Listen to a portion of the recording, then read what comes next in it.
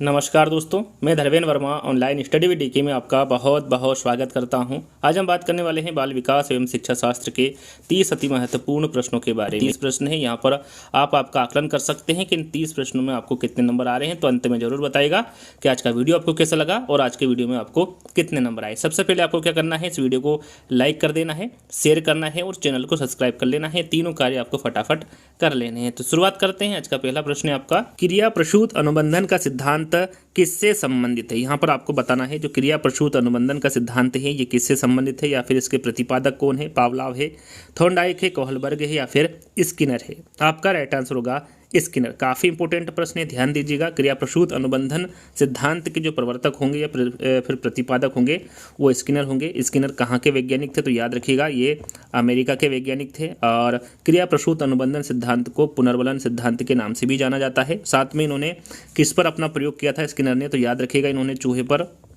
और कबूतर पर, चूहे और कबूतर पर अपना प्रयोग किया था। चूहे पर कब किया था, सन पूछे तो आपको याद होना चाहिए, 1938 में किया था चूहे पर, और कबूतर पर 1943 में इन्होंने अपना प्रयोग किया था। ध्यान दीजिएगा, डी वाला विकल्प आपका सही होगा।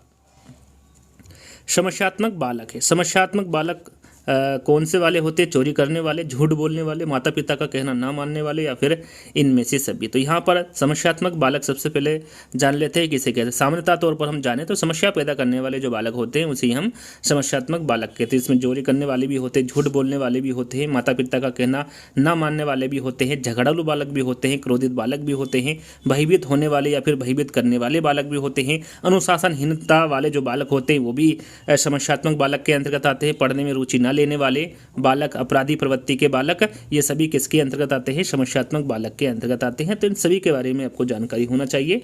यहाँ पर आपका राइट आंसर इनमें से सभी होगा।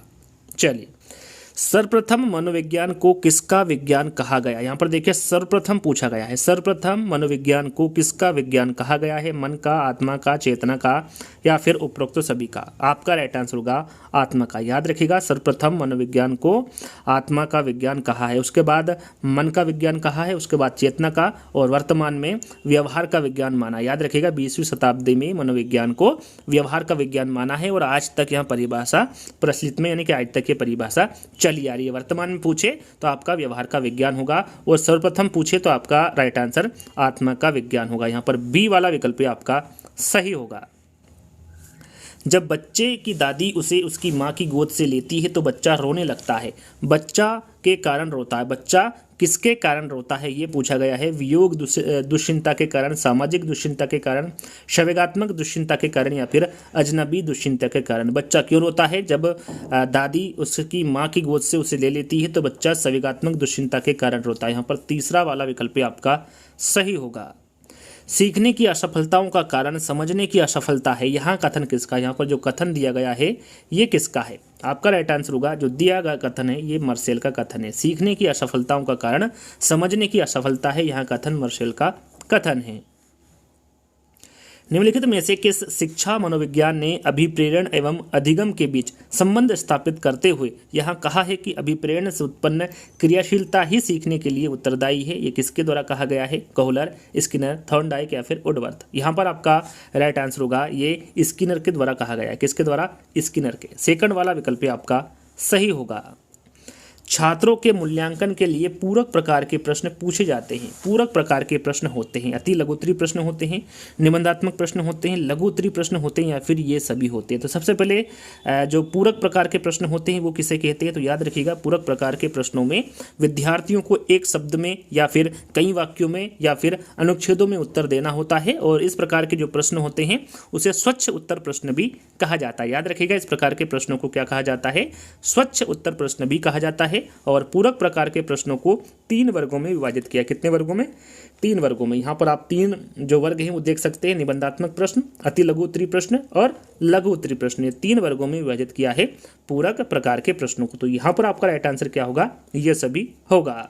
चलिए, अगला प्रश्न है कि जब परीक्षार्थियों की संख्या अधिक हो तो किस प्रकार के प्रश्नों द्वारा उनका मूल्यांकन किया जा सकता है। अति लघुत्तरी प्रश्न, वस्तुनिष्ठ प्रश्न, निबंधात्मक प्रश्न या फिर वैकल्पिक प्रश्न। जब परीक्षार्थी की संख्या अधिक हो तो ये वस्तुनिष्ठ प्रश्नों के द्वारा मूल्यांकन किया जा सकता है। सेकंड वाला विकल्प आपका सही होगा। अगला प्रश्न, पियाजे ने बुद्धि को किसके प्रति समायोजन योग्यता के रूप में परिभाषित किया है? सरल सा है, आप सभी को पता होगा। भौतिक एवं सामाजिक पर्यावरण है, जन्मजात वृद्धि है, परिवार की मांग है या फिर कार्य जीवन की मांग है। तो यहाँ पर पियाजे ने बुद्धि को भौतिक एवं सामाजिक पर्यावरण के प्रति समायोजन योग्यता के रूप में परिभाषित किया है। तो यहाँ पर पहला वाला जो विकल्प होगा वो आपका एकदम सही होगा। एक बच्चा अतीत के समान परिस्थिति में की गई अनुक्रियाओं के आधार पर नई स्थिति के प्रति अनुक्रिया करता है। यहाँ किससे संबंधित है? सादृश्यता नियम से संबंधित है, प्रभाव के नियम से है, अभिवृत्ति के नियम से या फिर तत्परता के नियम से है। राइट आंसर आपका होगा यहाँ सीखने का जो सादृश्यता का नियम है इससे संबंधित होगा। यदि प्रश्न में पूछा जाए कि सीखने का जो सादृश्यता का नियम है ये किसके द्वारा दिया गया, तो आपका राइट आंसर होगा थॉर्नडाइक के द्वारा। किसके द्वारा?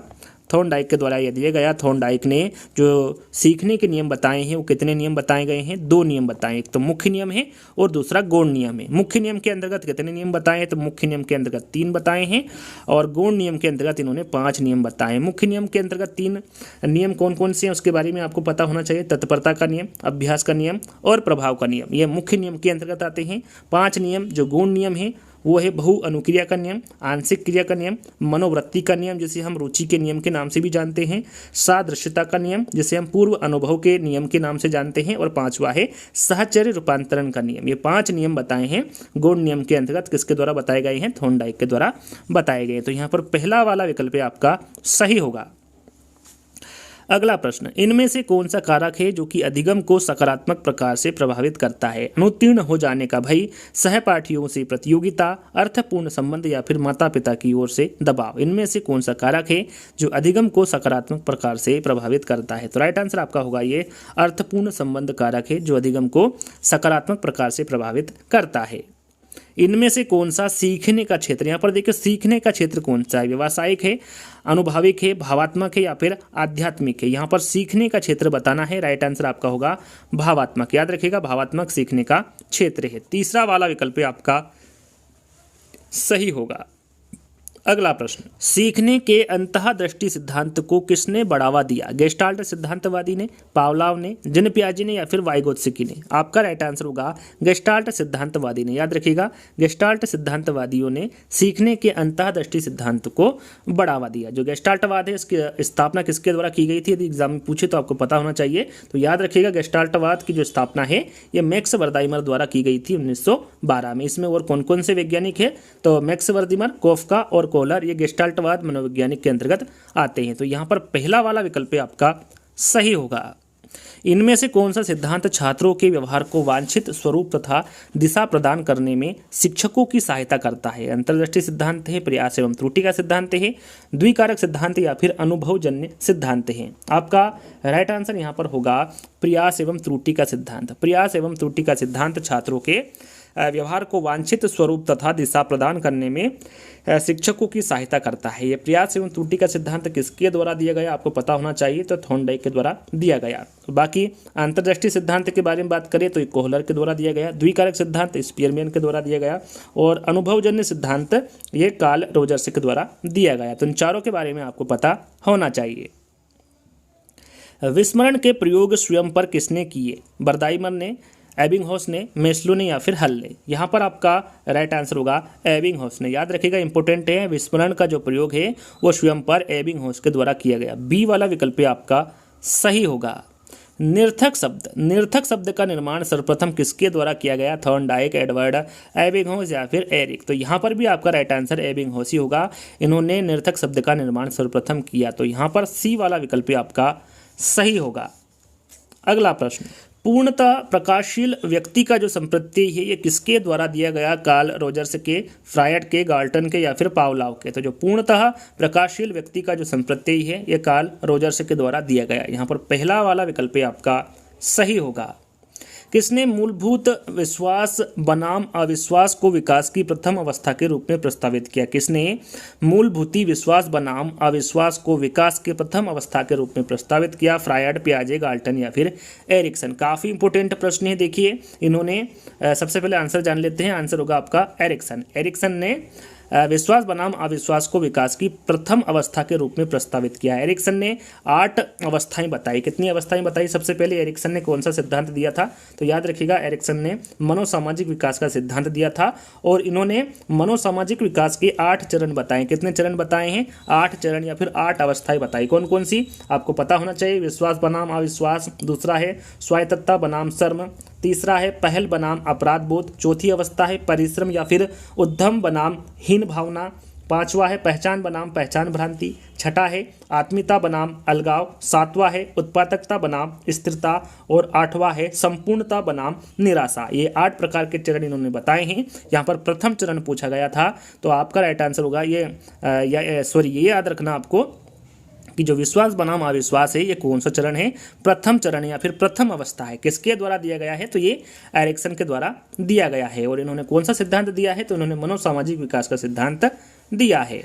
किसने मूलभूति विश्वास बनाम अविश्वास को विकास की प्रथम अवस्था के रूप में प्रस्तावित किया है? यहाँ पर देखिए, विश्वास बनाम अविश्वास को विकास की प्रथम अवस्था के रूप में किसने प्रस्तावित किया है? ये पूछा गया है। फ्रायड, पियाजे, गाल्टन या फिर एरिक्सन? आपका राइट आंसर होगा एरिक्सन ने। याद रखिएगा, एरिक्सन ने विश्वास बनाम अविश्वास को विकास की प्रथम अवस्था के रूप में प्रस्तावित किया। उन्होंने कितनी अवस्थाएं बताई है? 8 अवस्थाएं बताई। सबसे पहले आपको पता होना चाहिए कि एरिक्सन ने कौन सा सिद्धांत दिया है। तो एरिक्सन ने मनोसामाजिक विकास का सिद्धांत दिया है और इन्होंने मनोसामाजिक विकास की कितनी अवस्थाएं बताई है? 8 अवस्थाएं बताई, जिसमें प्रथम अवस्था कौन सी है? विश्वास बनाम अविश्वास है। 8 कौन कौन सी उसके बारे में आपको पता होना चाहिए। पहली है विश्वास बनाम अविश्वास, दूसरी है स्वायत्तता बनाम शर्म, तीसरी है पहल बनाम अपराध बोध, चौथी है परिश्रम या फिर उद्यम बनाम हीन भावना, पांचवी है पहचान बनाम पहचान भ्रांति, छठी है आत्मीयता बनाम अलगाव, सातवीं है उत्पादकता बनाम स्थिरता और आठवीं है संपूर्णता बनाम निराशा। ये 8 अवस्थाएं बताई हैं जिनके बारे में आपको पता होना चाहिए। चलिए, अगला प्रश्न है कि निम्न में से किसका संबंध मूल दुश्चिंता एवं मूल शत्रुता के संपत्तियों से? यहाँ पर देखिए, मूल दुश्चिंता एवं मूल शत्रुता के संपत्तियों से किसका संबंध है? लॉरेंज का है, हल का है, हार्नी का है या फिर जुंग का है? राइट आंसर आपका होगा करेन हार्नी का। याद रखिएगा, करेन हार्नी का जो संबंध है ये मूल दुश्चिंता एवं मूल शत्रुता के संपत्तियों से। यहाँ पर तीसरा वाला विकल्प आपका सही होगा। निर्जीव वस्तुओं को सजीव गुण देने वाली प्रकृति को पियाजे ने क्या नाम दिया है? सरल सा है, आप सभी को इसका आंसर पता होगा। कल्पना, केंद्रीकरण, संजीव चिंतन या फिर वस्तु स्थिरता। तो राइट आंसर आपका होगा संजीव चिंतन। निर्जीव वस्तुओं को सजीव गुण देने वाली प्रकृति को पियाजे ने संजीव चिंतन नाम दिया है। यहाँ पर तीसरा वाला विकल्प आपका सही होगा। अगला प्रश्न, आत्म बिंदु रेखी व्यवस्था के प्रबल समर्थक थे। यहाँ पर देखिए, आत्म बिंदु रेखी व्यवस्था के प्रबल समर्थक कौन थे? इसके बारे में पूछा गया है। मन है, गिलफोर्ड है, फ्रायड है या फिर आलपोर्ट है? यहाँ पर आपका राइट आंसर होगा आलपोर्ट है। इंपॉर्टेंट है, ध्यान दीजिएगा। आत्म बिंदु रेखी व्यवस्था के जो प्रबल समर्थक थे वो आलपोर्ट होंगे। यहाँ पर 4th वाला विकल्प आपका सही होगा। चलिए, अगला प्रश्न है स्मृति का अंग कौन सा नहीं? यहाँ पर देखिए, स्मृति का कौन सा अंग नहीं है पूछा गया है। अधिगम, चिंतन, धारणा या फिर पुनः स्मरण? तो यहाँ पर अधिगम, धारणा और पुनः स्मरण ये तीनों ही स्मृति के अंग है। यहाँ पर चिंतन स्मृति का अंग नहीं होता है। राइट आंसर आपका यहाँ पर बी वाला होगा। चलिए, अगला प्रश्न, भारत के संविधान में कौन सा अनुच्छेद शिक्षा के अधिकार का प्रावधान करता है? देखिए, कल ही मैंने एक वीडियो अपलोड किया था जिसमें आपको RT एक्ट 2009 के 65 प्रश्न दिए थे। यदि आपने वो वीडियो नहीं देखा है, देख लीजिएगा, आपको वहां पर इसी प्रकार के प्रश्न देखने को मिल जाएंगे। तो यहाँ पर अनुच्छेद पूछा गया है, अनुच्छेद 19 से 20 से 21A है या फिर 32 से? तो यहाँ पर भारत में संविधान में अनुच्छेद 21A में शिक्षा के अधिकार का प्रावधान है। यहाँ पर अनुच्छेद 21A आपका राइट आंसर होगा। भारत के संविधान अनुच्छेद 21A शिक्षा के अधिकार का प्रावधान करता है। यहाँ पर तीसरा वाला विकल्प आपका सही होगा। उपलब्धि आवश्यकता किस प्रकार का अभिप्रेरक है? यहाँ पर जो उपलब्धि आवश्यकता है ये किस प्रकार का अभिप्रेरक है? जैविकी है, प्राथमिक है, सामाजिक है या फिर असामाजिक है? उपलब्धि आवश्यकता किस प्रकार का अभिप्रेरक है? आपका राइट आंसर होगा ये सामाजिक अभिप्रेरक है। याद रखिएगा, उपलब्धि आवश्यकता ये सामाजिक अभिप्रेरक होगा। तीसरा वाला विकल्प आपका सही होगा। अगला प्रश्न, किसने यहाँ मत दिया कि भाषा विचार की अंतर्वस्तु का निर्धारण करती है? फ्रायड, उंट, पियाजे या फिर वार्प? राइट आंसर आपका होगा वार्प। ये वार्प के द्वारा दिया गया मत है कि भाषा विचार की अंतर्वस्तु का निर्धारण करती है। 4th वाला विकल्प आपका सही होगा। किसका मानना था कि भाषा न केवल विचार का निर्धारण करती है अपितु इससे पहले भी उत्पन्न होती? वह पियाजे, वाइगोत्स्की या फिर मास्लो? यहाँ पर आपका राइट आंसर होगा पियाजे। याद रखिएगा, इंपॉर्टेंट प्रश्न है। पियाजे का मानना था कि भाषा न केवल विचार का निर्धारण करती है अपितु इससे पहले भी उत्पन्न होती है। यहाँ पर बी वाला विकल्प आपका सही होगा। अगला प्रश्न, ऑपरेशन ब्लेड बोर्ड किसका परिणाम है? कोठारी आयोग का है, एनसीएफ 2005 का है, एनपीई 1986 का है या फिर एनसीएफ 2000 का है? तो यहाँ पर ऑपरेशन ब्लेड बोर्ड किसका परिणाम है? याद रखिएगा, ये एनपीई 1986, राष्ट्रीय शिक्षा नीति 1986 का ये परिणाम है, ऑपरेशन ब्लेड बोर्ड। तो यहाँ पर तीसरा वाला विकल्प आपका सही होगा। द कंडीशंस ऑफ लर्निंग पुस्तक के लेखक है। यहाँ पर जो पुस्तक दी गई है इसके लेखक कौन है? स्किनर है, थॉर्नडाइक है, गेने है या फिर फ्रेडसन है? आपका राइट आंसर होगा गेने। याद रखिएगा, द कंडीशंस ऑफ लर्निंग पुस्तक के लेखक कौन होंगे? गेने होंगे। व्यक्तित्व संबंधी गुणों का सर्वप्रथम विश्लेषण किया था, किसके द्वारा किया गया था? केटल के द्वारा, गिलफोर्ड के, आलपोर्ट के या फिर एरिक्सन के? यहाँ पर आपका राइट आंसर होगा आलपोर्ट के। याद रखिएगा, इंपॉर्टेंट प्रश्न है। व्यक्तित्व संबंधी गुणों का जो सर्वप्रथम विश्लेषण किया गया ये आलपोर्ट के द्वारा किया गया। अंतिम प्रश्न, जैसा कि मैंने आपको बताया टोटल 30 प्रश्न आपको मिलेंगे। अभी तक आपने वीडियो को लाइक नहीं किया तो लाइक करना है, शेयर करना है और चैनल को सब्सक्राइब कर लेना है। व्यवहारिक तकनीकी के जन्मदाता, यहाँ पर देखिए व्यवहारिक तकनीकी के जन्मदाता कौन है? ब्रूनर है, स्किनर है, डेविस है या फिर ग्लेसर है? आपका राइट आंसर होगा स्किनर। याद रखिएगा, BF स्किनर ये व्यवहारिक तकनीकी के जन्मदाता है। तो यहाँ पर सेकंड वाला विकल्प आपका सही होगा। यहीं पर आज के आपके 30 प्रश्न बाल विकास के समाप्त होते हैं। आज की वीडियो में आपको कितने नंबर आए आपको कमेंट्स के माध्यम से बताना है। अच्छा लगे तो आपको लाइक करना है, शेयर करना है और चैनल को सब्सक्राइब कर लेना है। तो जल्दी ही दोस्तों एक नई वीडियो के साथ मिलेंगे, जब तक के लिए धन्यवाद।